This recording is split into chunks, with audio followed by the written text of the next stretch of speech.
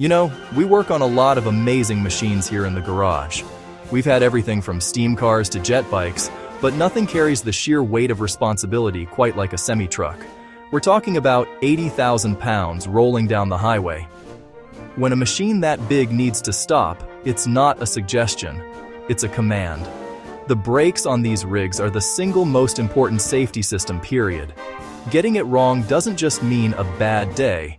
It can mean a catastrophe for you and everyone else on the road. It's a serious job that demands serious attention to detail. So today, we're going to walk through a brake job on a big rig. This isn't about cutting corners or saving a few minutes. This is about doing the job right, doing it safely, and understanding why each step matters. We'll use simple language and show you what to look for. The goal is to give you the confidence to tackle this yourself, but also the wisdom to know when to call in a professional. Before you even pick up a wrench, your first step is to commit to safety. That means parking on level ground, chalking the wheels, having a clear plan. Let's get to it. Now, a lot of folks get intimidated by air brakes. They hear the hiss and think it's some kind of black magic, but it's really just a beautifully simple and powerful system. Instead of hydraulic fluid, it uses compressed air to apply massive force. Understanding the basics is key. We're going to depressurize the system, inspect the mechanical parts, replace what's worn, and then put it all back together methodically. Every bolt, every pin, every adjustment has a purpose. Rushing through this is the biggest mistake you can make. Take your time, be thorough, and you'll have a safe, reliable set of brakes you can trust. Before we dive in, let's talk about that mindset. This isn't a race. The truck isn't going anywhere until you say it is and it's safe. You are the captain of this ship, even when it's parked in the shop. That means double-checking your work and never making assumptions. Is that jack stand rated for the weight? Are the wheels chalked on both sides? Did you remember your safety glasses? These aren't just suggestions on a checklist. They are the fundamental rules that keep you safe while you work. A healthy dose of respect for the machine is the best tool you can have. Alright, the first rule of any job is to have the right tools. Scrambling around looking for a socket while a wheel is hanging in the air is a recipe for disaster. You need to gather everything before you start. First and foremost, you need a heavy-duty floor jack. And more importantly, jack stands that are rated for the weight of your truck. Never ever work under a vehicle supported only by a jack. You'll also need a good set of wheel chocks. For tools, a big breaker bar, and a full socket set, including the large sizes for the lug nuts. A torque wrench is not optional. It's mandatory for putting the wheels back on correctly. Beyond the big stuff, you'll need a collection of hand tools, a good set of wrenches, pliers, and maybe a few pry bars. You'll also want a wire brush for cleaning parts, some high-temperature brake grease, and a can of brake cleaner. Don't forget your personal protective equipment. I'm talking about sturdy gloves to save your knuckles, and safety glasses are non-negotiable. Brake dust and rust flakes have a knack for finding their way into your eyes. Having a flashlight will help you see into the dark corners of the brake assembly, and an inspection mirror will help you see the hidden spots. Now, let's talk about parts. Before you tear everything apart, it's a good idea to have the new parts on hand. This means new brake shoes or pads, and potentially new drums. You should also grab a hardware kit, new springs, new pins, and new clips. Reusing old, rusty springs is just asking for trouble. It's better to spend a few extra dollars now to ensure everything functions as it should. If you suspect an air leak, you might also need new air hoses or fittings. We'll get to diagnosing that later. With the truck parked on level ground and the parking brake set, the first real step is to chock the wheels securely.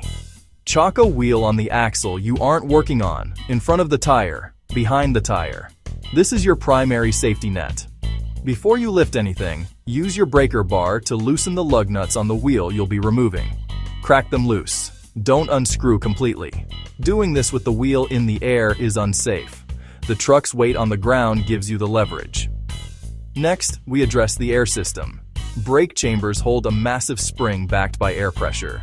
You cannot take the chamber apart without caging that spring. Use a caging bolt, a T-bolt. It may be stored on the side of the chamber or in your truck's toolkit. Remove the dust plug. Insert the caging bolt. Tighten it down. That compresses the spring and makes it safe to work on. Skipping this is extremely dangerous. Once caged, drain the air from the tanks via the drain valves. Position the heavy-duty jack under a solid point on the axle, not the axle tube. Raise the truck until the tire clears the ground. Slide a correctly rated jack stand under the axle and lower the truck so it rests on the stand. The jack lifts, the stand holds. Finish removing the lug nuts and pull the heavy wheel and tire assembly away. You'll see the brake drum. Sometimes it comes off easily, but often rust holds it in place. Don't use a steel sledge. You can crack the drum or hub. Use a heavy rubber or dead blow hammer and work evenly to break it loose. Slide it off and set it aside. This step is the most important one. Don't skip it. Don't rush it. Start with the brake shoes themselves. Look at the thickness of the lining. Most have a wear indicator. A good rule of thumb: if it's down to about a 1/4 inch, replace it. Check for cracks in the lining. More importantly, look for contamination. If you see wet, dark spots, that's likely oil from a leaking wheel seal. That seal must be replaced too. New brakes on an oily surface are useless. Next, turn your attention to the drum. Look at the inside surface where the shoes make contact. Are there deep grooves or scoring? You can feel them with your fingers. Check for hot spots, bluish patches. Most drums have a maximum diameter stamped on the outside. You'll need a brake drum micrometer to measure it. If the drum is worn beyond that maximum, it must be replaced.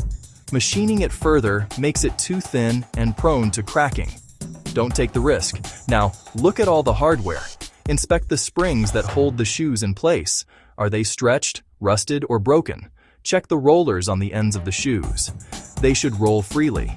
If they are seized or have flat spots, they need to be replaced. This is why buying a full hardware kit is so important. These small parts ensure the brakes retract properly. A stuck roller or a weak return spring can cause the brakes to drag, leading to overheating and premature wear. Clean everything with a wire brush and brake cleaner, but don't use compressed air. The dust is harmful to breathe.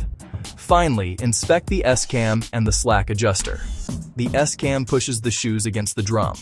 Rotate it by hand. It should move smoothly. Check the splines on both parts. There should be very little play. If it feels sloppy, one or both may be worn. Also, check the push rod for straightness and fittings for leaks with soapy water. Tiny bubbles can reveal leaks you can't hear. This comprehensive look is what separates a professional job from a risky shortcut. Now that you've identified all the worn parts, it's time for replacement. The best advice I can give you here is to take a picture with your phone before you take anything apart. It can save you a huge headache later. Start by removing the return springs that hold the shoes together. A special brake spring tool makes this easier and safer, but it can be done carefully with pliers or a small pry bar. Be careful. These springs are under tension and can go flying. Once the springs are off, lift the old brake shoes off the anchor pins and away from the S-cam rollers. Note how they disengage.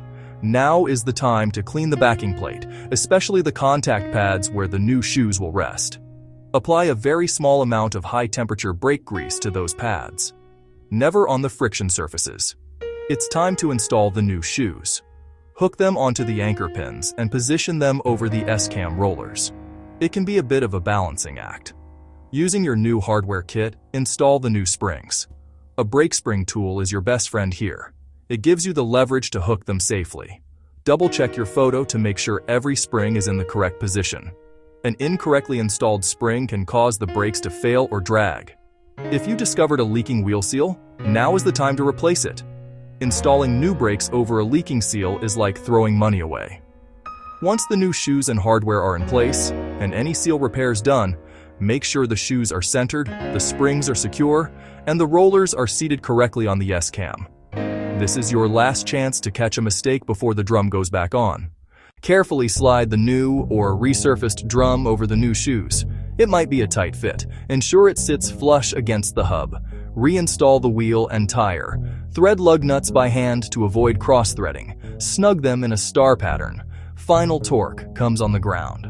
With the truck on the ground, Torque the lug nuts in a star pattern to the manufacturer's specified value.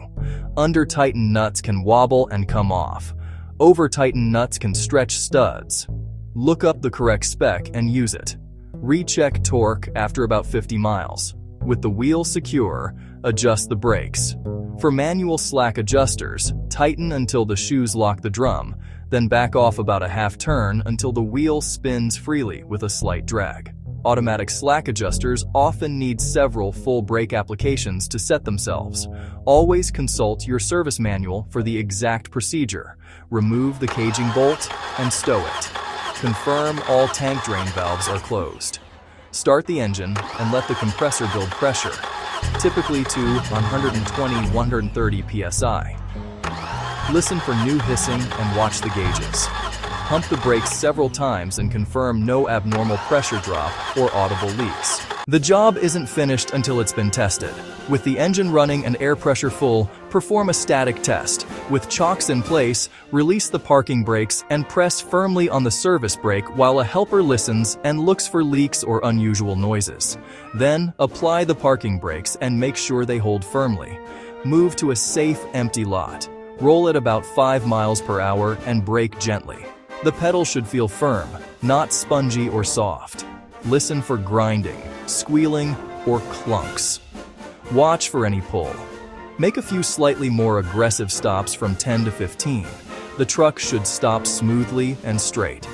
Pay attention to vibrations or shuddering in the wheel or pedal.